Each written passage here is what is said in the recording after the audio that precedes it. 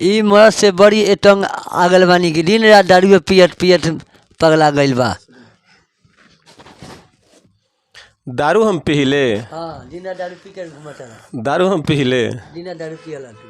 एगो बात बताओ। हाँ। बिहार में कहियो दारू खत्म होखे वाला बा ना तो दिन रात तू पीते रहब। तो पियम ना तो कथी करम।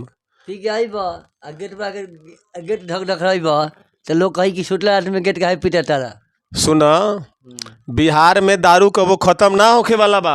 आ सुना, हम तोरा के बताओ तनी माइक धर आ तनका मुंह में सटाओ। दारू के सिस्टम का बा। दारू अगर केहू से मंगवावे के होखेला तो बिहार में कोड वर्ड बा। अगर केहू से मंगवावे को तो लोग कहेला का कि ये झगरुआ एगो फुल पैंट ले ले ह। फुल पैंट? हाँ, फुल पैंट। आ ना होखे तो एगो हाफो पैंट ले ले ह। मतलब का कि अगर फुल पैंट मतलब फुल दारू, फुल बोतल, आ हाफ पैंट मतलब हाफ बोतल। छोटका लिया। हाँ, तो तू न समझलू बात के समझ। अच्छा। आ तू खिसियाल बारू हमरा से, बढ़िया खिसियाल रह, लेकिन हम तो दरुआ पीबे करम। हमरा के छोड़ दी ना तो दारू के छोड़ दी। तोरा के हम छोड़ दी ना दारू के छोड़ दी। मेरा रुआ का कहत रही सुनी। का कहले?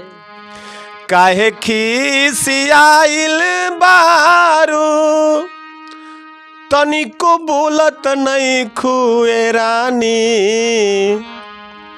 काहे खिसियाइल बारू तनिको बोलत नहीं खू हो ना।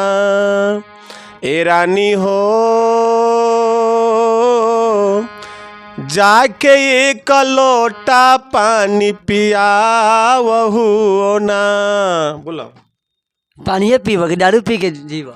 हमर तो दारुए सहारा बा। मतलब उ लोटा में पानी न ललका दारू होखे के चाही। झमर ना पीब? हाँ, और रतिया कह तरीका कि दारू पीब या तो तू दारू के छोड़ द, हमरा के छोड़ द, ना तो हमरा के छोड़ द। मेरे रुआ कहता कि ए राजा जी या तो दारू छोरी नहीं तो हमारा के होना। ए राजा जी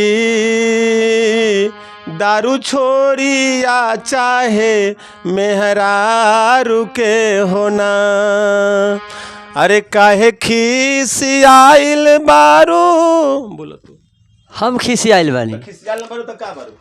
दारू पी के आई बा आ गेट पीट के जगह बा हमरा के। केकरा के जगह है? दे आदमी पूछिए कि झमरन पी ले भी आएगा छोड़ द बाहरे।